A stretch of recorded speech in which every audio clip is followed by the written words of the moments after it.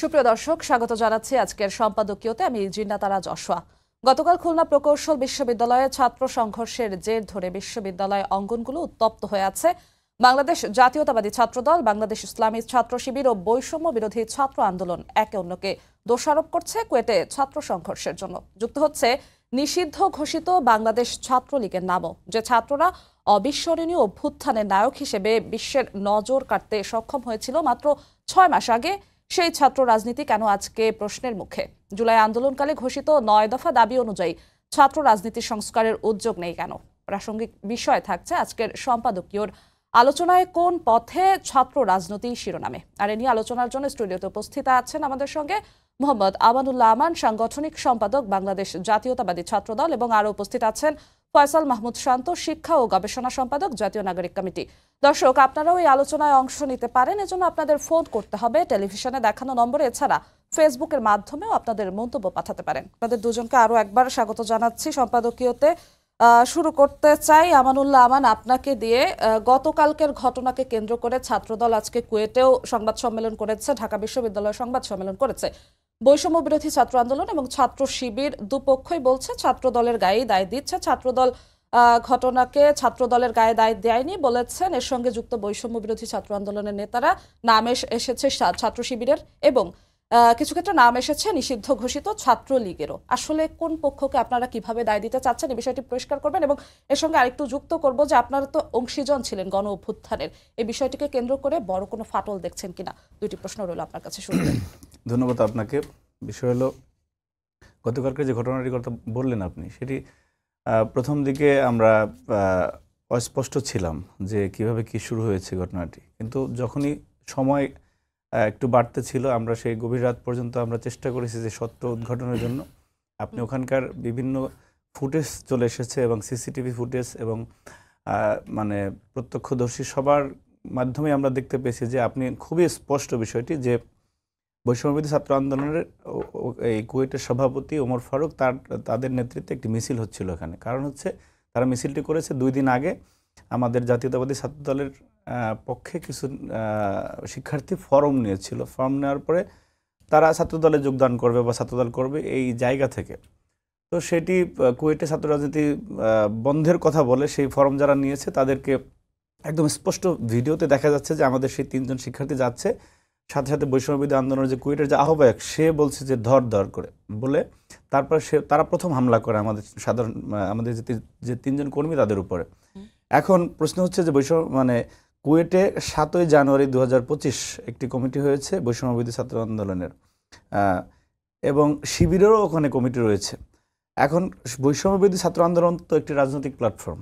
এটা প্রথম দিকে একজন এক রকমের ন্যারেটিভ দিত যে রাজনৈতিক প্ল্যাটফর্ম নয়, আমরা সবাইকে নিয়ে, ঠিক আছে সবাইকে নিয়ে, কিন্তু এখন ক্রমান্বয়ে এটা খুবই স্পষ্ট যে বৈষম্যবিরোধী ছাত্র আন্দোলন একটি রাজনৈতিক প্ল্যাটফর্ম। তো বৈষম্যবিরোধী যারা ছাত্র আন্দোলনে তারা ছাত্র রাজনীতি করতে পারবে, শিবির করতে পারবে, ছাত্রদল ফর্ম দিতে গেলে সমস্যা কী? তো সুতরাং এর পরবর্তীতে যে ঘটনাটি ওইখান থেকে ছড়িয়ে পড়েছে এবং আশেপাশের লোকজনও যুক্ত হয়েছে, এটি তো 5ই আগস্টের যে স্পিডকে নিয়ে আমরা যে এগিয়ে যাচ্ছিলাম সেটার সাথে তো পুরোপুরি সাংঘর্ষিক। এটা কারোই আমার মনে হয় কাম্য না, কিন্তু আমার কাছে খুবই দুরভিসন্ধিমূলক মনে হচ্ছে এই বিষয়টিকে যাতে স্পিড আউট হয় সেই ষড়যন্ত্রের সাথে আমার মনে হয় একটি ছাত্র সংগঠন স্পেসিফিকভাবে জড়িত, ইসলামী ছাত্র শিবির, যারা 5ই আগস্টের আগের সময় ছাত্রলীগের সাথে মিশে তাদের অনেক নেতাকর্মী ছাত্রলীগের সাথে বিভিন্ন কর্মকাণ্ডে যুক্ত ছিল। পরবর্তী সময়ে এই পরিবর্তিত প্রেক্ষাপটে তারা যখন দেখছে যে ছাত্রদল যে ধরনের রাজনীতি করলে তারা ফায়দার উঠতে পারবে, আমরা সে ধরনের রাজনীতি করছি না। আমরা সারা বাংলাদেশের শিক্ষা প্রতিষ্ঠানগুলোতে শিক্ষার্থীরা যেরকম আকাঙ্ক্ষা নিয়ে যে আকাঙ্ক্ষা যে প্রত্যাশা শিক্ষার্থীরা করে ছাত্র সংগঠনের কাছ থেকে, আমরা ঠিক একই স্টাইলে চলছি। এবং সাম্প্রতিক সময় আমরা সারা বাংলাদেশে যে বিভিন্ন সরকারি কলেজে এবং এমপিওভুক্ত কলেজগুলোতে আমাদের কমিটি হচ্ছে, সেখানে শিক্ষার্থীদের স্বতঃস্ফূর্ত অংশগ্রহণ এবং অনেক জায়গায় কাউন্সিলের মাধ্যমে হচ্ছে, সরাসরি ভোটের মাধ্যমে হচ্ছে, শিক্ষার্থীদের প্রত্যক্ষ ভোটের মাধ্যমে। সেই জায়গাটিতে আমার মনে হয় এই সংগঠন তাদের মাথা ব্যথার কারণ হয়ে গিয়েছিল, যার কারণে একটা অস্থিরতা তৈরি করার জন্য খুবই পরিকল্পিতভাবে, এবং আপনি দেখবেন যে সেখানে একটি ছাত্র রাজনীতি চলবে না এরকম একটি ব্যানার ছাদের উপর থেকে দিয়ে তারপরে উল্লাস করে তারা এক ধরনের মব কালচার ওখানে সৃষ্টি করতে চেয়েছে। তো আমাদের 3 জনকে হামলা করার পরে পরবর্তীতে ঘটনাটি কীভাবে ছড়িয়ে পড়েছে তার স্পষ্ট সব কিছু আমরা এত কয়েক ঘন্টা স্পষ্ট হয়ে উঠেছে। কিন্তু যেই জড়িত থাকুক না কেন, যেভাবেই ছড়াক না কেন, এটা কোনোভাবেই পরিবর্তিত বাংলাদেশে এটা কাম্য না। সেই জায়গা থেকে আমরা আজকে খুলনাতেও এবং ঢাকাতেও সংবাদ সম্মেলন করে কেন্দ্রীয়ভাবে আমরা বলেছি যে যারা এর সাথে যুক্ত তাদেরকে সূক্ষ্ম তদন্তের মাধ্যমে তাদেরকে আইনের আওতায় আনা হোক এবং পরবর্তীতে এই ধরনের ঘটনার যাতে পুনরাবৃত্তি না ঘটে সেই বিষয়ে যারা কর্তৃপক্ষ আছেন, বিশ্ববিদ্যালয় এবং সরকার, তারা যাতে সজাগ থাকে। মানে আপনারা বলতে চাচ্ছেন উস্কানিটা প্রথমে এসেছে বৈষম্য বিরোধী ছাত্র আন্দোলন এবং খুবই স্পষ্ট ভিডিও ফুটেজে স্পষ্টই দেখা যাচ্ছে যে আমাদের 3 জন শিক্ষার্থী, এবং বলছে যে এই যে গতকালকে এরা ফর্ম পূরণ করেছিল ধর এবং তার সাথে সাথে এই যে যারা মিছিল নিয়ে যাচ্ছিল তারা তাদের উপর হামলা করেছে। এবং এই আহত তারপরে কি হয়েছে? এই আহত 3 জন এরা ওখান থেকে বের হয়ে রাস্তা আছে, রাস্তার পাশে দোকান, একটা দোকানে গিয়েছে, সেই দোকানদার গায়ে পর্যন্ত হাত দিয়েছে। এবং সেখানে যে অনেক শিক্ষার্থী ছিল, যার কারণে আপনার ওই সময়ের ফুটেজ তো আর আমাদের সব লোক তো আর ওখানে ছিল না, এবং ওখানে তো ছাত্র রাজনীতি নাই এবং আমাদের কোনো কমিটিও নেই। তারা সবেমাত্র ফর্ম পূরণ করেছে, তারা সমর্থক, তারা আমাদের কেউ নেতা না। তো এবং এই যে বলা হয় যে একটা ন্যারেটিভ, যে অনেক মিডিয়াও এই নিউজটা করে, আমরা খুবই আমার কষ্ট লাগে যে সাধারণ শিক্ষার্থীরা আর ছাত্রদলের নেতাকর্মীরা কি শিক্ষার্থী না? তারা যারা যে ছাত্রদলের যে 3 জন ছিল ওই তাদের উপর প্রথম হামলা করা হয়েছে, পরবর্তীতে যারা যুক্ত হয়েছে তারাও তো ক্যাম্পাসের শিক্ষার্থী। এবং ঢাকাতেও বা কোথাও কোনো একটা বিষয় হলে ছাত্রদলের ব্যানারে যদি কিছু করা হয় সেটাকে তো ছাত্রদলই বলতে হবে না। ন্যারেটিভটা এভাবে দেয় যে সাধারণ শিক্ষার্থীদের সাথে ছাত্রদলের ঝামেলা হয়েছে। সাধারণ শিক্ষার্থী কারা? এই বয়ানটা আমরা ছাত্রলীগের কাছ থেকে শুনতাম যে আমাদের উপর যতবারই ঢাকা বিশ্ববিদ্যালয় ক্যাম্পাসে হামলা হয়েছে, বলেছে সাদ্দামের স্টাইল ছিল এরকম যে এইটা সাধারণ শিক্ষার্থীরা ছাত্রদলকে প্রতিরোধ করেছে। সেই একই স্টাইলের বয়ান ন্যারেটিভ আমরা আজকে দেখতে পাচ্ছি। সাধারণ শিক্ষার্থী, আমি শিক্ষার্থী না, যে বৈষম্যবিরোধী ছাত্র আন্দোলনের শিক্ষার্থী, ছাত্রদলের সবাই শিক্ষার্থী, কিন্তু তার আলাদা একটা আইডেন্টিটি আছে, সে ছাত্রদল করে, সে বৈষম্যবিরোধী আন্দোলনের বা শিবিরের। কিন্তু এমনভাবে সংবাদটা দেওয়া হয় যে শিক্ষার্থীদের সাথে ছাত্রদলের লাগছে। ছাত্রদল কি ফরেনার নাকি যে ছাত্রদলের লাগছে? ছাত্রদলের এরাও তো শিক্ষার্থী, উভয়ই শিক্ষার্থী। কিন্তু আপনি ঘটনার কিভাবে সূত্রপাত হলো, কিভাবে এর স্পিড আউট হলো এবং কোন দৃষ্টিভঙ্গি থেকে, কোন দূরভিসন্ধি থেকে এই ঘটনা ঘটানো হয়েছে, এটা কিন্তু এখন সাধারণ শিক্ষার্থী বলেন সবার কাছে খুব স্পষ্ট যে এই আগে যে স্টাইলে সাধারণ শিক্ষার্থীদের বয়ান দেওয়া হতো, এখন একই স্টাইলের আপনি প্রথমে আপনাদের 3 জনকে আক্রমণ করার কথাটি বলেছেন, তার পরবর্তীতে কি ঘটলো? আমরা দেখেছি যুবদলের একজনকে বহিষ্কার করা হয়েছে, তার পরবর্তী ঘটনাটা কি ঘটেছিল একটু বলবেন? পরবর্তী ঘটনা তো মানে এই যে তখন তো সংঘর্ষ আশেপাশেও ছড়িয়ে গিয়েছে। আমরা যে যাদের ফুটেজ এখানে এসেছে দল থেকে, যে যার কথা বলা হলো মানে একজন যুবদল নেতা হাবিবুর রহমান মোল্লা নামে, তাকে তাৎক্ষণিকভাবে বহিষ্কার করা হয়েছে। এরপরে একাধিক তদন্ত কমিটি করা হয়েছে, আমাদের কেন্দ্রীয় প্রতিনিধি টিম ওখানে গিয়েছে। আমরা ঢাকাতে যেটা বললাম যে আমরা সংবাদ সম্মেলন করে বলেছি যে যারা এখানে মানে হামলায় জড়িত, এখন ছাত্র মানে যুবদলের একজনের হাতে অস্ত্র দেখছে, আর অনেকের হাতেও তো ওখানে রামদা এগুলো আমরা দেখেছি, তাদের বিষয়তে কোনো ন্যারেটিভ নাই। তাদেরকে আইনের আওতায় কেন আনা হবে না? শুধুমাত্র যুবদলের কারো থাকলে, ছাত্রদলের কারো থাকলে, এই যে একটা দ্বিচারিতা, এই যে দ্বিচারিতা। যুবদল ছাত্রদলের হাতে যে অস্ত্র ছিল সেটা কি তারা মানে আপনার ভাষায় কি আত্মরক্ষার জন্য নিয়েছিল এমন কিছু? না, সংঘর্ষের সময় যদি আমি এটা বলি যে আত্মরক্ষার জন্য নিয়েছে, তো ছাত্রলীগ স্টাইল কথা বলা হবে এখানে। তো পরবর্তীতে কেন এলো এই বিষয়টা? এদেরকে কেন মারলো আগে? মারার পরে তো আমি তো আপনাকে স্বীকারই করে নিচ্ছি যে পরবর্তীতে যে সংঘর্ষটা ছড়িয়ে গিয়েছে, সেই সংঘর্ষে যারা জড়িত ছিল তাদের তো সংগঠন থেকে বিচার করার দায়িত্ব আমাদের। কিন্তু তারা যদি অপরাধী হিসাবে প্রমাণিত হয়, সেই বিচার তো রাষ্ট্র করবে। রাষ্ট্র তাদের কেন? পুলিশ তো বিএনপির না, পুলিশ তো রাষ্ট্রের। সে তাদেরকে চিহ্নিত করে বিচারের আওতায় নিয়ে আসুক। ফয়সাল মাহমুদ শান্ত, আপনার কাছে একটু আসতে চাচ্ছি। আমি একটু আপনাকে আগে জিজ্ঞেস করতে চাচ্ছি, নতুন যে ছাত্র সংগঠন আসছে, আপনি কি সেই দলে যোগ দিচ্ছেন নাকি নতুন যে রাজনৈতিক দল আসছে তাতে যাচ্ছেন? তাহলে আমার প্রশ্ন করতে একটু সুবিধা হবে। আচ্ছা, আমি জাতীয় নাগরিক কমিটিতে বর্তমানে আছি। আমরা নাগরিক কমিটি এবং বৈষম্য বিরোধী ছাত্র আন্দোলনের পক্ষ থেকে একসাথে একটা বাংলাদেশের নতুন রাজনৈতিক দল তৈরি করার একটা উদ্যোগ নিয়েছি। এখন পর্যন্ত আমার যতটুকু সিদ্ধান্ত যে আসলে আমি হয়তো নতুন রাজনৈতিক দলে যাওয়ার বিষয়ে চিন্তা করছি। তবু যেহেতু আপনারা একই সঙ্গে আছেন, তাও আমি একটু প্রশ্নটি করতে চাই, যেহেতু আপনি বৈষম্য বিরোধী ছাত্র আন্দোলনেরই অন্যতম একজন নেতা। আপনাদের যে নতুন ছাত্র সংগঠনটি আসতে যাচ্ছে, আপনারা বারবার বলছেন যে ক্যাম্পাসে লেজুর ভিত্তিক রাজনীতি চলবে না।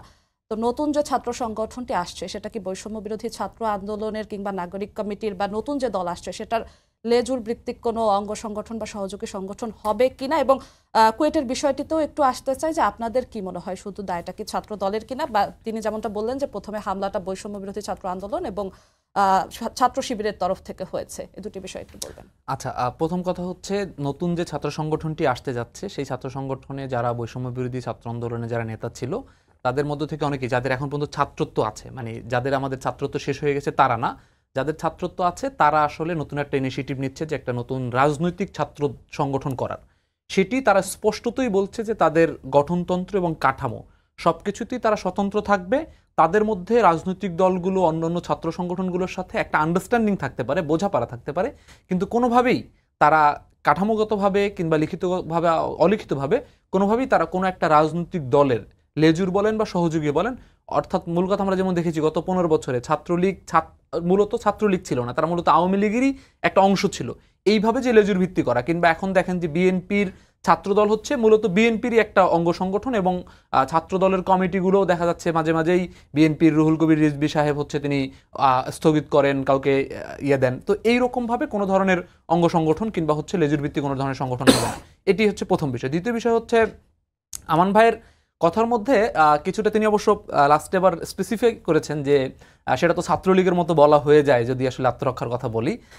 কয়েকটা বিষয় দেখেন, বিষয়টা হচ্ছে যে আপনি বলেন যে যখন এখানে শিবির থাকলে হয়তো ভালো হতো, শিবির তার স্টেকটা বলতে পারবো, ওটা আমরা বলতে পারবো না, কিন্তু যখন তিনি বলেন যে আসলে এরা শিবিরের কিংবা এরা আসলে অন্য কোনো গুপ্ত সংগঠনের, এটা যখন বলেন তখন এক ধরনের চরমভাবে অপমান করা হয়। কাদের অপমান করেন জানেন? আজকে এই কুয়েটে এই হামলার পরে যেই শিক্ষার্থীরা রেজিস্টার বিল্ডিং এর সামনে অবরোধ করেছে, আপনারা মিডিয়াতে নিশ্চয়ই দেখেছেন যে কতজন শিক্ষার্থী সেখানে এসেছে এবং কত টাইপের শিক্ষার্থী সেখানে, ভিন্ন পোশাকের দিক থেকে বলেন, মতাদর্শের দিক থেকে বলেন, বিভিন্ন ধরনের শিক্ষার্থী এসেছে।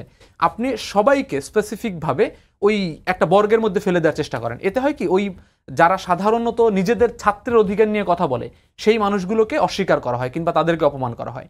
দ্বিতীয় কথা হচ্ছে এই ছেলেগুলোই কিন্তু কিছুদিন আগে আমরা একসাথে যখন জুলাই আন্দোলন করেছি, এই ছেলেগুলোই কিন্তু নিজেদের রক্ত দিয়ে এক ধরনের স্বৈরাচার তাড়িয়েছে এবং তাদের একটা ইমোশনাল একটা স্টেট আছে আপনি। এবং দেখেন যে প্রত্যেকটা ক্যাম্পাসে এই 24 আগস্টের পরে আমরা দেখেছি প্রত্যেকটা ক্যাম্পাসে বিশ্ববিদ্যালয়ের ভিসির কাছ থেকে, প্রক্টরের কাছ থেকে, প্রভোস্টের কাছ থেকে লিখিত নেওয়া হয়েছে যে ছাত্র রাজনীতি ক্যাম্পাস চলতে পারবে না। এরপরে আবার ওখানের বিভিন্ন সংগঠনগুলো কনসেনসাসের ভিত্তিতে এক এক করে কমিটি দিচ্ছে। কিন্তু ইঞ্জিনিয়ারিং বিশ্ববিদ্যালয়গুলোর ক্ষেত্রে কিন্তু এক ধরনের ট্রমা আছে এবং এক ধরনের তাদের হিস্ট্রি আছে, যেটা আপনি বুয়েটের ক্ষেত্রে আপনি লক্ষ্য করবেন যে বুয়েটে তারা একটা দীর্ঘ লড়াই করেছে ছাত্র রাজনীতির বিরুদ্ধে এবং ছাত্র রাজনীতির জায়গা থেকে। কুয়েটও সেই জায়গায় তাদের লিগ্যাসিটা, তারা আসলে এখন পর্যন্ত যে এক্সিস্টিং রাজনৈতিক দলগুলো রয়েছে, তাদের যে ছাত্র সংগঠনগুলো রয়েছে, তাদের উপর ওই পরিমাণ আস্থা করতে পারে না যে এখনই তারা আসলে ওপেনে কিংবা হচ্ছে তাদের এখানে সাংগঠনিক কার্যক্রম পরিচালনা করবে। সেই জায়গা থেকে তাদের একটা প্রতিবাদ। এখন যদি আমরা এই ছেলেগুলোর ইমোশনকে যদি আমরা ধরতে না পারি এবং আমরা যদি এখনই অস্বীকার করা শুরু করি যে সাধারণ বলে কারা, সাধারণ বলে তো কেউ নেই, এই সাধারণ কারা, তারা তো 5 আগস্টে প্রমাণ করেছে সাধারণ কারা। আপনি 5 আগস্টে যারা রাস্তায় নেমেছে কিংবা জুলাইয়ের 36 দিন যারা আন্দোলন করেছে, তাদের কি আপনি শিবির বলবেন, ছাত্রদল বলবেন কিংবা বৈষম্য বিরোধী কমিটির পোস্টেড বলবেন? এরা কিন্তু এই সমস্ত বর্গের বাইরে থেকে এসে তারা প্রুফ করেছে যে সাধারণ আইডেন্টিটি এই ছাত্র সমাজের মধ্যে এক্সিস্ট করে। এবং যখন এই পলিটিক্যাল দলগুলো এই ধরনের গেম খেলে নিজেদের রাজনৈতিক স্বার্থের জায়গা থেকে, শেষ করি বৈষম্যবিরোধী ছাত্র আন্দোলনকে মানে পলিটিক্যাল ব্যানার না, শেষ করি, ওই জায়গায় আসতেছি। সেটা হচ্ছে যে এই যখন তারা গেম খেলে তখন সাধারণরা নিজেদের আইডেন্টিটি ক্লেম করতে পারে এবং তারা চাইলে, আপনি দেখেন কুয়েটে যদি ওরকমই থাকতো যে না এরা শিবিরের এজেন্ট, তাহলে কিন্তু ওখানে অধিকাংশ শিক্ষার্থীরা বলতো। আমি একটি প্রশ্ন তুলেছিলাম যে বৈষম্য বিরোধী ছাত্র আন্দোলন এবং ছাত্র শিবিরের কমিটি থাকবে, তাহলে আমি ছাত্র শিবিরের কমিটি আছে কিনা, আমি ছাত্র শিবিরের কমিটি কমিটি আছে কিনা এখন পর্যন্ত ছাত্র শিবিরের প্রকাশ্য কোনো জায়গায় আমি দেখি নাই, এবং এটা ছাত্র শিবিরের লোকজনই বলতে পারবে তাদের কমিটি আছে। যেহেতু ছাত্র দলের কমিটি হলে কিন্তু আমি জানি যে তাদের একটা কমিটি আছে, বৈষম্য বিরোধী কমিটি নেই আমাদের, শুধুমাত্র আমি আপনাদেরটা নাই সেটা তো আমি জানি, কিন্তু আমি বললাম যে ছাত্র দলের কিংবা বৈষম্য বিরোধীর সবার কমিটি কিন্তু আমরা জানি, কিংবা শিবিরের হচ্ছে ঢাকা ইউনিভার্সিটিতে বলেন, জাহাঙ্গীরনগরে বলেন, জগন্নাথে কমিটি আছে, এগুলো জানি। কুয়েটের বিষয়ে শিবিরের কমিটি আছে, এটি আমাদের এখন জানা নেই, কিন্তু কোনো প্রকাশিত তাদের প্রেস রিলিজ পেজে কোথাও পাইনি। এখন তারা বলতে পারেন যে গোপনে তাদের কমিটি আছে, সেটার বিষয়ে আমি জানি, সেটা শিবির বলতে পারবে। দ্বিতীয় কথা হচ্ছে যে বৈষম্য বিরোধী ছাত্র আন্দোলন কি একটা রাজনৈতিক প্ল্যাটফর্ম কিনা? অবভিয়াসলি বৈষম্য বিরোধী ছাত্র আন্দোলন একটা রাজনৈতিক প্ল্যাটফর্ম। আপনাকে বুঝতে হবে যে বাংলাদেশের রাজনৈতিক প্ল্যাটফর্ম এবং রাজনৈতিক পার্টি দল, এই দুইটার মধ্যে যে পার্থক্য, এই পার্থক্যটা শেখ হাসিনা গত 15 বছরে ভুলিয়ে ফেলেছিল। সেটা হচ্ছে যে রাজনৈতিক কোনো ধরনের শক্তিকে উত্থান হইতে দেয় নাই। বৈষম্য বিরোধীর আন্দোলনের যে জন্মটাই তো একটা রাজনৈতিক, সে আসলে গভর্নমেন্টের একটা রাজনৈতিক এজেন্ডা, সেই এজেন্ডাকে চ্যালেঞ্জ করেছে, সেই চ্যালেঞ্জ করে একটা ব্যানার তৈরি হয়েছে। কিন্তু তারা কিন্তু কোনো ধরনের কোনো পার্টি ফরমেশনে তারা কাজ করছে না, তারা কিন্তু কোনো ধরনের কোনো পার্টিকে সার্ভ করছে না। তার মানে একটা হচ্ছে এই ব্যানারটা সবার ছিল, এই বৈষম্য বিরোধী ব্যানার তো ছাত্রদল ওন করে এবং ছাত্র শিবিরও ওন করে, বামপন্থী সংগঠনগুলো ওন করে, কারণ একটা ব্যানার এসে আন্দোলন করেছে। সেই ব্যানারটা তারা বারবার বলছে এই ব্যানারটাকে আমরা ইনটেক রাখতে চাই, এই ব্যানারটা থাকবে শুধুমাত্র জুলাই এবং ছাত্রদলকে নিয়ে কাজ করবে, কোনো ধরনের রাজনৈতিক দলীয় কোনো কার্যক্রম করবে না। যেটা দল হবে সেটা তারা নিজেরা একটা দল হওয়ার প্রিপারেশন নিচ্ছে। এবং যারা দল করতে চায়, অনেকেই মনে করতে পারে আমি রাজনৈতিক শক্তির সাথে থাকবো না, আমি দলের সাথে কাজ করব, এই জন্য তাদের একটা নতুন দল হওয়ার প্রয়োজনীয়তা বোধ করছে, রাজনৈতিক ছাত্র সংগঠন হওয়ার প্রয়োজনীয়তা বোধ করছে। কিন্তু বৈষম্য ছাত্র আন্দোলনকে আপনি যখন রাজনৈতিক বলে ছাত্র শিবির কিংবা ছাত্র দল কিংবা ছাত্র ইউনিয়নের মতো একটি সংগঠনের মধ্যে আবদ্ধ করার চেষ্টা করবেন, সেটা আমার মনে হয় যে এটা একটা ইস্যু না। দ্বিতীয় কথা হচ্ছে, এখানে যদি এমনও হয় যে বৈষম্য বিরোধী ছাত্র আন্দোলন একটি মনে করেন ধরে নিলাম রাজনৈতিক দল কিংবা শিবির ওখানে কমিটি আছে, এটা ধরে নিলাম, এর প্রেক্ষিতে যুব দলের নেতাকে আপনি বহিষ্কার করছেন, তার মানে এটা পরিষ্কার যে আপনার ওখানে সংশ্লিষ্ট ছিল। বিষয়টা কিরকম, 3 জন 2 দিন আগে ফর্ম বিতরণ করে আজকে ক্লাস করতে গিয়ে একটা উস্কানিতে মাইর খেলো, আর গেটের পাশেই হচ্ছে রামদা নিয়ে দলীয় অন্যান্য সহযোগী সংগঠনের কর্মীরা দাঁড়িয়েছিল। ফর্ম দেওয়ার জন্য মার দেওয়া যায়? আমি মার দেওয়া যায় সেটা বলছি না, আমি বলছি যে এরা দাঁড়িয়েছিল। এটা আমানুল্লাহ আমান যেমনটা বলছিলেন যে প্রথমে হামলাটা এসেছিল বৈষম্য বিরোধী ছাত্র আন্দোলনের একজন আহ্বায়ক থেকে, এটা কি আপনার ক্লেমের সঙ্গে একমত? এটা হচ্ছে ছাত্র দলের ক্লেম। আমরা যেটা বলছি সেটা হচ্ছে যে যদি বৈষম্য বিরোধী ছাত্র আন্দোলন না, এখানে যে কেউ যদি কারো গায়ে আঘাত করে, সেই আঘাতের বিচার হতে হবে এবং সেই আঘাতটা অন্যায্য। এবং আমরা যেটা বলার চেষ্টা করছি যে দেখেন, যদি ঘটনাটা এরকমই হতো যারা হচ্ছে যেটা বলছে, তাহলে এই কুয়েটের বর্তমানে মনে করেন 10,000 শিক্ষার্থী আছে, তাদের অবস্থাটা আপনি বিবেচনা করেন। সবাইকে কি আপনার মনে হয় যে সবাই শিবির দ্বারা ম্যানিপুলেটেড হয়ে গেছে? এটা কি সম্ভব? সবাই বৈষম্য বিরোধীর দ্বারা ম্যানিপুলেটেড হয়ে গেছে? তার মানে ওইখানে শিক্ষার্থীরা কিন্তু ন্যায্যটা বুঝছে এবং তারা কিন্তু সেটার পক্ষে লড়ছে। তারা কিন্তু আপনি দেখবেন একের পর এক কর্মসূচি দিচ্ছে, তারা কিন্তু আপনি দেখলেন 28 অক্টোবর পর্যন্ত 28 ফেব্রুয়ারি পর্যন্ত তাদের একাডেমিক কার্যক্রম বন্ধ করছে। তার মানে ছাত্রলীগ যেটা বলতো সবসময় যে কেন ছাত্রলীগের নাম আসে, আপনাদেরকে অনেক সময় বলার চেষ্টা করতো যে মিডিয়ার তো প্রচার অনেক বেশি, এই জন্য কিছু হলেই ছাত্রলীগকে জড়িয়ে দেওয়া হয়। ভাইও বলছেন যে আপনারা মিডিয়াগুলো এমনভাবে নিউজ করে, দুঃখজনক। বিষয়টা বুঝতে হবে যে সমগ্র দেশের মানুষ, একমাত্র দলীয় নেতাকর্মী ছাড়া সবাই বুঝতেছে যে ঘটনাটা কিভাবে ঘটলো। সমগ্র দেশের মানুষের ভোকাল আপনারা নিয়ে নিছেন, আমরা নেই না, এটাই মানে আপনারা আমাদেরকে সমগ্র দেশের ভোকালের মানুষগুলো আমাদের উপর চাপাই দিতে চান। আপনারা যখন সাধারণ শিক্ষার্থীরা কুয়েটে নেমে আসলো, তারা ছাত্র দলের বিরুদ্ধে এখন মিছিল করতেছে, আপনারা বলার চেষ্টা করেন এর বৈষম্য এবং শিবির। হ্যাঁ, কিন্তু আপনারা সাধারণ শিক্ষার্থীরা ব্যানার ছিল, তাই তো? বৈষম্য বিরোধী ছাত্র আন্দোলনের আহ্বায়ক সরাসরি গায়ে দিয়েছে প্রথম। আমি সেটার কোনো আপনি এটা অস্বীকার করতে পারেন? জহুর ফারুক মারছে না, আমি এটাই বলছি যে বৈষম্য বিরোধী ছাত্র আন্দোলনের যদি সেই জায়গা থেকে প্রথম গায়ে দিল, আপনাদের এই জায়গায় মন্তব্যটা কি? যে আপনারা বললেন যে ভিডিও সহকারের প্রমাণ আছে, আমরা যেটা মনে করছি ভিডিও সহকারে তো অনেকগুলো ভিডিও এখানে আছে। আমরা মনে করি যদি বৈষম্য বিরোধী আহ্বায়ক যদি এটার বিষয় যদি প্রথম উস্কানিদাতা হয় এবং যদি প্রথম ছাত্র দলের কোনো কর্মীকে আঘাত করে থাকে, সেটার অবশ্যই বিচার হতে এবং এই বিচারের দায় রাষ্ট্রকে নিতে হবে এবং বিচার করতে হবে। এটা হচ্ছে আমার প্রথম পয়েন্ট। দ্বিতীয় পয়েন্ট হচ্ছে, আমি যেটা বলছি যে এটা হচ্ছে ছাত্র দলের ক্লেম, বৈষম্য বিরোধী ক্লেম করছে যে না, ছাত্রদল তাদের মিছিলে আক্রমণ করছে, হামলা করছে, দুইটা ক্লেম। এখন এই দুইটা ক্লেমের জায়গা থেকে আপনি দেখেন না, বৈষম্য বিরোধীর ক্লেম তো কাল্পনিক না, বৈষম্য বিরোধী অবশ্যই ছাত্র দলের উপরে দায় দিচ্ছে, ছাত্রদল বৈষম্য বিরোধীর উপরে দায় দিচ্ছে। এই দুইটা ক্লেমের বাইরে থেকে আপনি দেখেন ওইখানের স্টুডেন্টদের সেন্টিমেন্টটা কি। এই স্টুডেন্টদের সেন্টিমেন্টটা যদি কোনো রাজনৈতিক সংগঠন অ্যাকনলেজ না করতে পারে কিংবা কোনো রাজনৈতিক সংগঠন যদি ধরতে না পারে, আমরা স্পষ্টত বলতে চাই যে আগামী বাংলাদেশের বা বর্তমান বাংলাদেশের রাজনীতি হবে শিক্ষার্থীদের যে রাজনীতি, সেই রাজনীতি হবে শিক্ষার্থী কেন্দ্রিক। আপনি কুয়েটের রাজনীতি করতে চাইলে কুয়েটের শিক্ষার্থীদের সেন্টিমেন্টটা বোঝার চেষ্টা করেন, এটাই আসলে একটা রাজনৈতিক দলের সর্বপ্রথম কাজ। আপনার কাছে আবার ফিরবো আমানুল্লাহ আমান, আপনার কাছে আসবো যে নতুন একটি ছাত্র সংগঠন আসতে যাচ্ছে এবং আমরা দেখেছিলাম 9 দফার মধ্যে বৈষম্য বিরোধী ছাত্র আন্দোলনের 7 নম্বর দফায় ছিল যে লেজুর ভিত্তিক ছাত্র রাজনীতি চলবে না, এবং এই ছাত্র রাজনীতি বর্তমান প্রেক্ষাপটে আপনাদের ছাত্র দলের তরফ থেকে নতুন ছাত্র সংগঠনকে আপনারা কিভাবে স্বাগতম জানাচ্ছেন, এবং এই যে 7 নাম্বার যে দাবি সেটা যদি পূরণ হয় তাহলে আপনাদের রাজনীতি করা কতটা সহজ হবে বা কঠিন হবে একটু বলবেন? যখন বৈষম্য বিরোধী ছাত্র আন্দোলন চলে এবং দাবিগুলো যখন একটার পর একটা আসতেছিল এবং 1 দফার আগে যে 7 দফা 9 দফা ছিল, তখন আমরা এই দফাটি দেওয়ার সাথে সাথে স্পষ্টভাবে আমাদের প্রেসিডেন্সিরই আমরা সমন্বয়কদের সাথে আমরা যোগাযোগ করেছি এই দফাটি সরিয়ে নেওয়ার জন্য। এই যে হান্নান মাসুদ সহ যে কয়জন আমাদের সাথে তখন কথা বলেছে, সার্জিস হাসানাতটা প্রত্যেকে বলছে যে ভাই এই মুহূর্তে শিবিরের চাপে, ওই চাপটিও শিবির দিয়েছিল যে লেজুর ভিত্তিক রাজনীতি মানে এই ছাত্র রাজনীতি চলবে না, শিবিরের চাপে এখন নেওয়া লাগতেছে, পাই পরবর্তীতে আমরা এটা সরিয়ে নেব। জুলাইতে অন রেকর্ড আমি বললাম যে তারা এমন যদি আশ্বাস দেখে, পেয়েছিলেন আপনারা হ্যাঁ জুলাইতে। তারা বলেছে যে পরবর্তীতে এই দফাটি থাকবে না। আচ্ছা, আমি ভাইয়ের একটু বলতে হয় আমার। কুয়েটে শিক্ষক রাজনীতি চলবে, কর্মচারী রাজনীতি থাকবে, চতুর্থ শ্রেণীর যারা তাদের থাকবে, বৈষম্য বিরোধীদের আন্দোলন থাকবে, প্ল্যাটফর্ম থাকবে, শিবিরের থাকবে, শুধু ছাত্রদল থাকতে পারবে না। আমরা মানি যে ভাই না, এটা বড় কিন্তু আমি গাছে- বলি নাই। না, আপনাকে বলতেছি না আমি, ঠিক আছে, যে এগুলি তো আছে, ওখানে শিক্ষক রাজনীতি চলতেছে, ওখানে কর্মচারীদের আছে, টিচারদের সংগঠন আছে, শুধু ছাত্র সংগঠন থাকতে পারবে না। তো এইটা তো আর এক ধরনের ফ্যাসিবাদী চাপিয়ে দেয়। এই দেশের সংবিধান আমাকে রাজনীতি করার অধিকার দিছে। ছাত্রদল যে করে বা ছাত্রদল যে করতে চায় তাকে তো সংবিধান অধিকার দিছে। আপনি বলতে পারেন যে না, এই রাজনীতি আমি পছন্দ করি না, কিন্তু করতে দিবেন না, এই কথা বলার অধিকার আপনাকে কে দিছে? এই যে করতে দিবেন না, করলে যে গায়ে হাত দিবেন, এই অধিকার কে দিছে? যে ওই যে ছাত্রলীগের সাথে অনেক, আজকে দেখেন বৈষম্যবিরোধী আন্দোলনের যে ব্যানারটা, এটা তো একদম স্বতন্ত্রভাবে গড়ে ওঠে নাই। এখানে ডান বাম সব দিকের লোক এসে মিশছে, সেখানে সাবেক ছাত্রলীগাররাও আছে। ওই যে সাবেক ছাত্রলীগাররা যে সাদ্দাম ইনামদের সাথে যে আচরণ শিখছে, আচরণের কিছু বহিঃপ্রকাশ কিন্তু এই ওমর ফারুকদের মাধ্যমে ঘটতেছে। তো কিছু বিষয়ের ভাই দায়ভারও নিতে হবে। একেবারে যে না আমরা একেবারে জান্নাত থেকে ছুটি না দুনিয়া আসছি, কথা বললে তো হবে না। কিছু বিষয়ের দায়ভার নিতে হবে, যে তারাও করতেছে। এত বড় একটি রাজনৈতিক দল, আমাদের মিছিলে যে এত হাজার হাজার লোক, এরা কি ফরেনার নাকি? এরা এই দেশকে ধারণ করে না, সংবিধানকে ধারণ করে না, এই মাটি মানুষকে ধারণ করে না?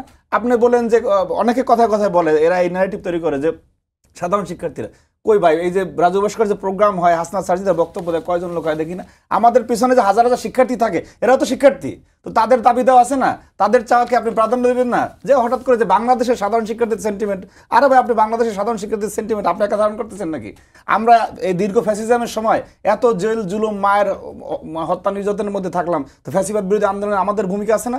আজকে ঠিক তো সেই হাসিনা স্টাইলে মুক্তিযুদ্ধকে যেরকম তারা করায়ত্ত করেছে, একটা পরিবারের সম্পদ বলে চালিয়ে দিয়েছে, আজকে 24-এর স্পিড নিয়ে একই রকমের চেতনা শুরু হচ্ছে যে না, তাদের বাইরে আর কেউ নাই। অথচ আমাদের যে এত লোক শাহাদাত বরণ করলো, আমরা যে এই বৈষম্য আন্দোলনে 11,000 বিএনপি নেতাকর্মী গ্রেপ্তার হয়েছে, সরকার কাদেরকে থ্রেট মনে করছে, কয়জনকে গ্রেপ্তার করেছিল? আমরা আপনাদের বা যারা বৈষম্যবিরোধী আন্দোলনের সমন্বয়ক সহ যারা ছিল, তাদের সবার যে ভূমিকা, তাদের বিরোচিত ভূমিকা আমরা সম্মান জানাই। কিন্তু এনারা ভুলেই গেছে যে না, এই গণ অভ্যুত্থানটা বাংলাদেশের সকল সাধারণ মানুষের, সকল শ্রেণী পেশার মানুষের অংশগ্রহণ ছিল। গণ অভ্যুত্থান মানে কি ভাই? সবার অংশগ্রহণিত হয়েছে। শুধু এই কয়জন আজকে যারা জাতীয় নেতৃবৃন্দ মনে করেন, এগুলি রাষ্ট্রীয় বেয়াদবি। সরাসরি জাতীয় নেতৃবৃন্দের নামে যে সমস্ত কথাবার্তা বলে, যাদের শ্রম ঘামে বাংলাদেশের সার্বভৌমত্ব টিকে আছে, সেই সমস্ত মানুষের সম্বন্ধে যে সমস্ত কথাবার্তা বলে, এগুলির বিষয়ে আপনাদের দৃষ্টি দেওয়া উচিত। যে যা মন চায় তা বলে ফেলা কিন্তু মানুষও পছন্দ করে না।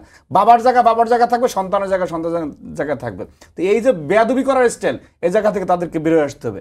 বাংলাদেশের মানুষ যদি মনে করে যে না, এরা দেশের নেতৃত্ব দেওয়ার দায়িত্ব, এদেরকে ভোট দিবে যোগ্য মনে করে। আর বিএনপির যদি মনে করে বিএনপিকে ভোট দেবে, জামাতকে ভোট, যাকে মন চায় তাকে ভোট দেবে।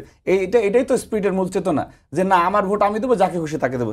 কিন্তু একটা অপচেষ্টার মাধ্যমে বিএনপিকে, ছাত্রদলকে কলুষিত করে, এই যে ছাত্রলীগ এবং ছাত্রদলের রাজনৈতিক চরিত্রকে একই ধারায় যে বর্ণনা করার অপচেষ্টা চলতেছে, সেটা তো আমাদের চরিত্রের সাথে মিলতেছে না। 5ই আগস্ট পরবর্তী সময়ে আমরা গত 15.5 বছরের সবচেয়ে নির্যাতিত ছাত্র সংগঠন হয়েও আমাদের কারো আচরণে কোনো সময় কি কোনো ক্যাম্পাস বন্ধ ছিল?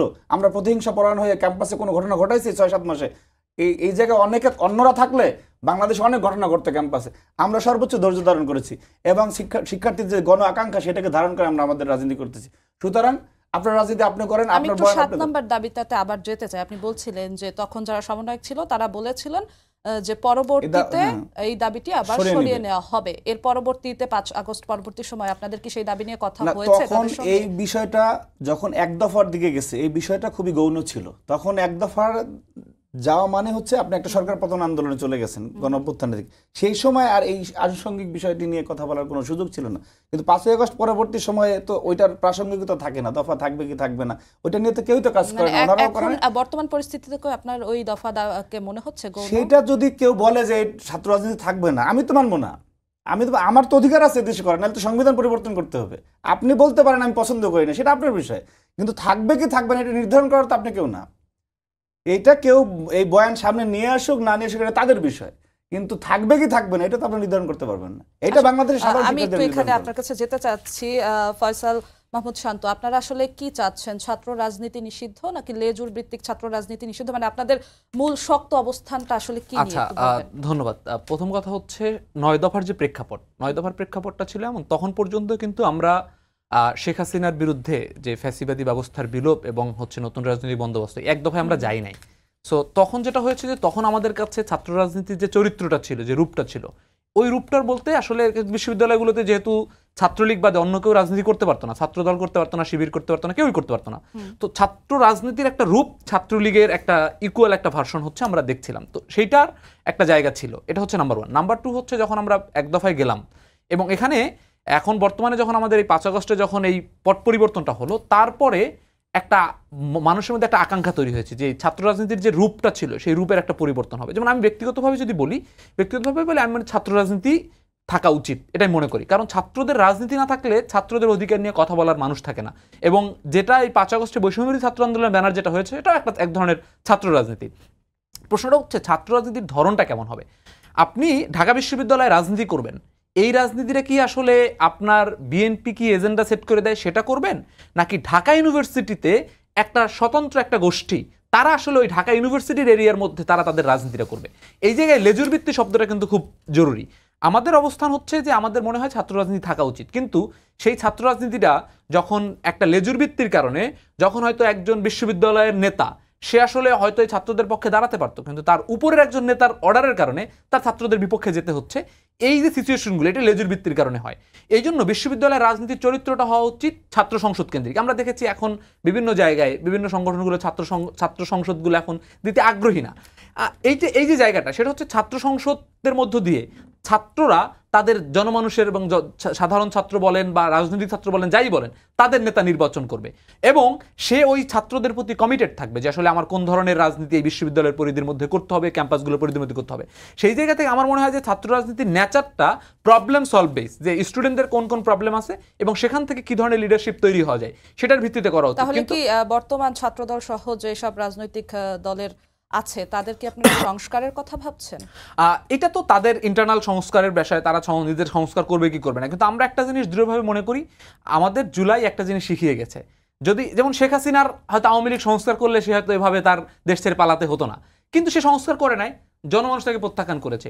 এটা যদি বৈষম্যবিরোধী ছাত্র আন্দোলনও যদি এরকম একটা ক্যারেক্টারে ওঠে যেটা জনমানুষের সাথে সাংঘর্ষিক হয় এবং জনমানুষের প্রথমে এইভাবেই বলবে যে তাদের সংস্কার করা উচিত, এই নেচার থেকে বের হয়ে আসা উচিত, যদি তারা সংস্কার না করে, সেটা বৈষম্যবিরোধী ছাত্র আন্দোলন বলেন বা নতুন ছাত্র সংগঠন বলেন, ছাত্রদল বলেন, শিবির বলেন, যে সংস্কার করবে না, জুলাই এই ছাত্রদের মধ্যে একটা স্পিড ঢুকিয়ে দিয়ে গেছে যে তাকে প্রত্যাখ্যান করার প্রক্রিয়া তারা জানে এবং ছাত্ররা সেটা প্রত্যাখ্যান করে দেখাবে। যে বিশ্ববিদ্যালয়গুলোতে ছাত্র যখন নিজেদের অধিকার নিয়ে কথা বলবে, সেই জায়গাগুলোতে যদি কোনো ধরনের কোনো মাদার অর্গানাইজেশনের নির্দেশনা মানতে গিয়ে যদি হচ্ছে ওই ক্যাম্পাসগুলোতে ঝামেলা করে এবং সাধারণ ছাত্রদের মুখোমুখি দাঁড়ায়, সাধারণ ছাত্ররা তাদেরকে প্রত্যাখ্যান করার মতো মাদার অর্গানাইজেশনের বিষয়টি আসলে আমি দুজনের কাছে একটু জানতে চাইবো ছোট্ট করে। বর্তমানে ছাত্র রাজনীতির যে উত্তপ্ত পরিস্থিতি বলা যায় কিছুটা কুয়েটের ঘটনাকে কেন্দ্র করে, এর প্রভাবটা কি জাতীয় পর্যায়ে পড়বে কিনা? বড় আপনাদের মাদার পার্টিগুলোর কথা আমি যদি বলি, আমান, সেখানে পড়বে কিনা, নির্বাচনে প্রভাব পড়বে কিনা, সর্বোপরি সংস্কারের প্রভাব পড়বে কিনা, আপনি আগে বলবেন। না, সবকিছু তো খুব স্পষ্ট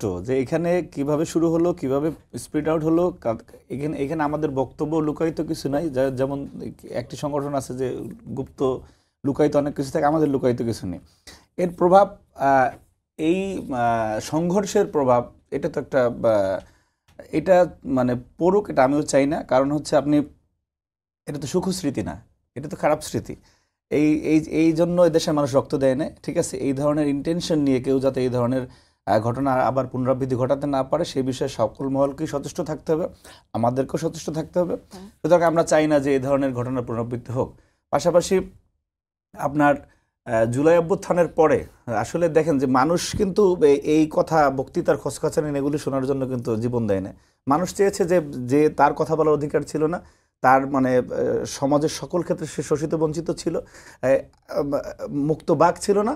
সেই সব জায়গা থেকে মনের কথা মানুষ মন খুলে বলবে, 3 বেলা যারা সাধারণ মানুষ তারা খাবে দাবে, তাদের মতো তারা লাইফ লিড করবে। কিন্তু আজকে যে বিষয়গুলি নিয়ে আমাদের কনসার্ন হওয়ার কথা, সেগুলি থেকে সরে গিয়ে আমাদের অন্যদিকে মনোনিবেশ করা লাগতেছে। যেমন আপনি দেখবেন যে সেই বাংলাদেশে যে স্টাইলে দ্রব্যমূল্যের দাম বাড়তেছিল, সেটা কিন্তু এখনো কমে না, এখনো বাড়তির দিকেই আছে। মানুষ আসলে 72-এ সংবিধান থাকবে না 75-এ কি থাকবে এটা ভাবতে চায় না। মানুষ চায় যে না, আমি 2 বেলা কিভাবে খাবো। সুতরাং মানুষের সেই দৈনন্দিন বিষয়গুলির দিকে আলোকপাত করে যাতে মানুষ সুখে শান্তিতে থাকতে পারে এবং যাদের মাধ্যমে বাংলাদেশে একটি ভয়াবহতম হত্যাযজ্ঞ ঘটলো, তাদের বিচার করার জন্য যে আন্তরিকতা থাকা দরকার, সেই আন্তরিকতা কিন্তু রাষ্ট্রীয়ভাবে আমরা ঘাটতি দেখতে পাচ্ছি। সেই বিচারটা যদি হয় যে বাংলাদেশে আর কেউ যাতে নতুন করে ফ্যাসিস্ট না হতে পারে। আমি একটু যুক্ত করতে চাচ্ছি, আজকে বিএনপি মহাসচিব মির্জা ফখরুল ইসলাম আলমগীর বলেছেন সরকারের থেকে সব সুযোগ সুবিধা নিয়ে রাজনৈতিক দল গোছানো মানবে না জনগণ। নতুন ছাত্র সংগঠন আসছে, সেখান থেকেও কি সরকারে তাদের প্রতিনিধিরা আছে, তাদের সহযোগিতা পাবে এমন কিছু আপনাদের মনে হয় কিনা বলবেন? না, সেটা তো উনি যথার্থই বলেছেন, কারণ আপনি দেখা গেছে যে বৈষম্যবিরোধী ছাত্র আন্দোলনে যারা আছেন তারা তো একই সাথে চলতেছেন, একই সংঘবদ্ধভাবে চলতেছেন। কেউ নাগরিক কমিটি থেকে, বৈষম্যবিরোধী ছাত্র আন্দোলনের, কেউ সরকারে। সুতরাং আপনি সরকারের থেকে আপনি জনগণের ট্যাক্সের টাকা ফ্ল্যাগ উড়িয়ে দিয়ে থাকবেন, কিন্তু এখানে একজন উপদেষ্টা ফোন দেওয়া আর আমি ফোন দেওয়া কি এক জিনিস নাকি? তার তো প্রভাব সৃষ্টি করার মতো সক্ষমতা রয়েছে। সেই জায়গা থেকে সে সরকারের থেকে যদি নির্বাচনের দিকে যায়, সেটা আমাদের কাছে মনে হয় সমীচীন হবে। সেটা যদি সে তারা রাজনীতি করতেই চায়, তাহলে সে সরকার মানে ফ্ল্যাগ তো বাংলাদেশের জনগণের জন্য ফ্ল্যাগ। সুতরাং আমার মনে হয় সেখান থেকে পদত্যাগ করে করা উচিত। আর এটা যদি ওনারা অন্যভাবে বুঝ দিতে চান, সেটা মানুষ গ্রহণ করবে না। ফয়সাল মাহমুদ শান্ত, একদম শেষের দিকে চলে এসেছে, 2 মিনিট একটু আপনারাও বলবেন যে আপনারা কি সরকার থেকে কোনো সহযোগিতা পাচ্ছেন কিনা নতুন দল কিংবা ছাত্র সংগঠনের ক্ষেত্রে? না, আমরা মনে করি যে ভাই যেটা বলছেন আমি একবারই একমত, যে যদি কেউ বাংলাদেশে রাজনীতি করতে চায়, আমরা অন্তত নীতিগতভাবে এবং আমরা প্র্যাকটিক্যালি মনে করি যে তার আসলে সরকারের সুযোগ সুবিধা নিয়ে কিংবা সরকারের থেকে তার নির্বাচন করা, রাজনৈতিক দল করা, এটা উচিত না। এবং আমরা এজন্য নাহিদ ইসলাম নিয়ে আমাদের মধ্যে অনেক গুঞ্জন হয়েছে যে নাহিদ ইসলাম আমাদের দলের আসবেন কি না আসবেন। আমরা সেক্ষেত্রে নাহিদ ইসলামকেও আমরা বলেছি যে জনমানুষ যদি মনে হয় তোমার যে জনমানুষ আমাকে চায়, তাহলে আপনি রাজনীতিতে আসতে পারেন, কিন্তু আসলে আপনাকে অবশ্যই সরকারের পজিশনে ছেড়ে আসতে হবে। আমরা এই ধরনের কাজ করতে চাই না। বাংলাদেশে যারা আসলে পুরোপুরিভাবে সরকারের থেকে রাজনৈতিক দল তৈরি করেছে, এর মধ্যে 2টা দল আছে যারা সরকারি থেকে রাজনৈতিক দল তৈরি করেছে। একটা হচ্ছে জাতীয়তাবাদী দল বিএনপি, আর একটা হচ্ছে এরশাদের দল। এর মধ্যে আমরা দেখেছি বিএনপি সরকারি থেকে দল তৈরি করার পরেও জনমানুষ কিন্তু তাদেরকে গ্রহণ করেছে এবং জনমানুষ তাদেরকে ভোটের মধ্য দিয়ে এবং একটা জনমানুষের দল তৈরি হতে পেরেছে বিএনপি। শহীদ জিয়াউর রহমান যেটা করেছেন। এরশাদ সরকারি থেকে দল তৈরি করেছে, কিন্তু সে জনমানুষের কাছে অ্যাকসেপ্টেড হয় নাই।